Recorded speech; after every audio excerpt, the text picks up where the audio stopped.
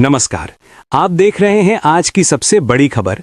Screen पर दिख रहे ब्रेकिंग न्यूज़ में आपका स्वागत है। खबरों के सबसे विश्वसनीय ठिकाने से मैं रमेश गांधी चर्चा कर रहे हैं सूबे के मुख्यमंत्री भजन लाल जी की। सूबे के मुख्यमंत्री भजन लाल जी ने आज विधानसभा में बजट के अंतिम दौर की बहस में हिस्सा लिया और वह हर बिंदु पर बोले। प्रतिपक्ष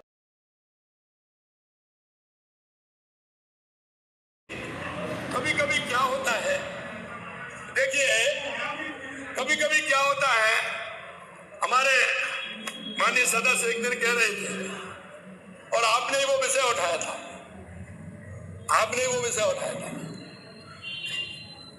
मुख्यमंत्री और हमारी उप मुख्यमंत्री का। ये हमारा नहीं था, ये सदन में कुछ, क्योंकि जो आदमी मेहनत करेगा उसको कुछ ना कुछ तो मिलेगा। अब वहां जाकर के जाते हैं तो दिल्ली में दूसरे आदमी की पकड़ बनने लगी है, तो उसको कैसे आगे किया जाए, कैसे उस विषय को उठाया जाए। हरी जी कह रहे हैं हाँ ठीक है। तो मैं कहना चाहता हूँ कि उस बात को ध्यान में ला करके वो कहलवाना चाहते थे कि हमारे मुख्यमंत्री और हमारे उप मुख्यमंत्री में किस तरह की बातें होती थी। आज तक देश के इतिहास में कहीं भी किसी मुख्यमंत्री ने उप मुख्यमंत्री को इस तरह की भाषा नहीं बोली। ये कहलवाना चाहते हैं, ये हमारे माध्यम से अपने विषय को हमसे कहलवाना चाहते हैं। अरे भाई ये तुम्हारा घर का मामला है, हमको क्यों मारते हो। विपक्षी नेता टीकाराम जूली जो उन पे मुख्यमंत्री की जिम्मेदारी है, आप इस सदन के नेता हो, आपके सदन के नेता होने के नाते आपकी जिम्मेदारी है कि आप बिना किसी पक्ष विपक्ष के, आप हमें पर्सनल काम मत करना, किसी एमएलए का मत करना, आप अपने अपने का कर दो पर्सनल। लेकिन अगर राजस्थान की जनता की कोई बात कोई भी विधायक लेके आता है, चाहे वो किसी भी पक्ष का हो, किसी भी दल का हो, वो काम होना चाहिए, क्योंकि हम लोग राजस्थान की जनता के लिए आपसे उम्मीद रखते हैं। आरोप लगा रहे थे उसका उन्होंने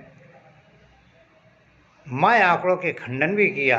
कांग्रेस के कई विधायकों को उन्होंने आड़े हाथों लिया है और आंकड़े सदन के पटल पर पेश किए हैं। उन्होंने जहां एक और अन्नदाताओं को राहत दी है, वहीं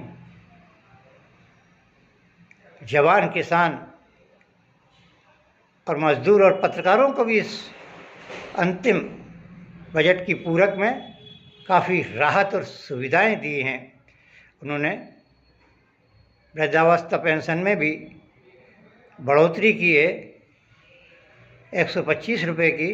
वहीं दूसरी ओर उन्होंने कई स्कीमों में काफ़ी बजट दिया है।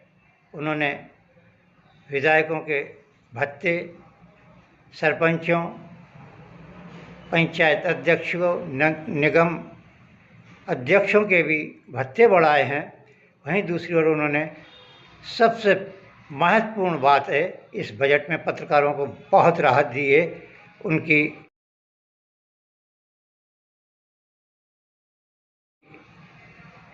दवाई की जो 18,000 की थी सीमा, उसको बढ़ा दिया गया है। वहीं पत्रकारों की, अधिकृत पत्रकारों की अगर मौत हो जाती है किसी दुर्घटनावश या नेचुरल, तो उनकी अर्धांगिनियों को 7,000 रुपये पेंशन दी जाएगी, उसको भी बढ़ाया है उन्होंने। पत्रकारों के लिए आवास के लिए उन्होंने हाउसिंग बोर्ड के माध्यम से अधिक स्वीकृत पत्रकारों को भूखंड देने की बात भी कही है सदन के पटल पर। कुल मिलाकर भजन लाल जी ने आज पिटारा खोला है तगड़ा और प्रहार किया है कांग्रेस के विधायकों को और निर्दलीय विधायकों पर, जो भजन लाल सरकार को पर्ची की सरकार बनाते हैं। कल प्रधानमंत्री नरेंद्र मोदी भी दस्तक दे रहे हैं अजमेर में 9:30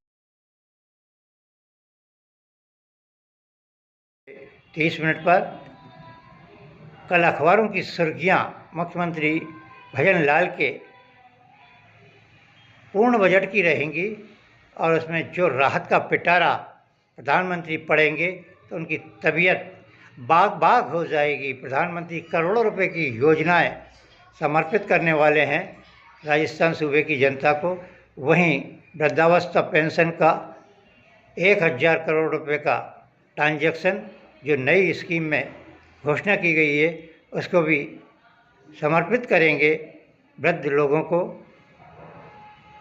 और पेयजल, शिक्षा, स्वास्थ्य, अन्य कैसी कई योजनाओं पर करोड़ों रुपए की योजनाओं की घोषणा भी करेंगे।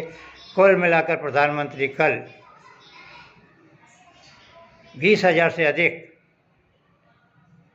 चयनित विद्यार्थी और छात्राओं को नौकरी के नियुक्ति पत्र भी बांटेंगे।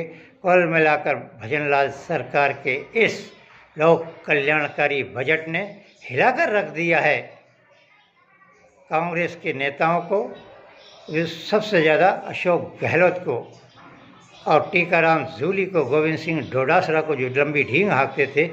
वहीं दूसरी ओर भूतपूर्व मुख्यमंत्री वसुंधरा राजे एक दिन सदन में आई, क्या गुल खिला गईं ये तो वही जाने, लेकिन कल प्रधानमंत्री की सभा में वह ज़रूर आएंगी और मंच पर वीआईपी कुर्सी पर बैठेंगी। लेकिन प्रधानमंत्री उनसे कितना नैन मटक्का करते हैं, कितनी आंखें लड़ाते हैं और क्या बात करते हैं 1-2 सेकंड के लिए, ये देखना है।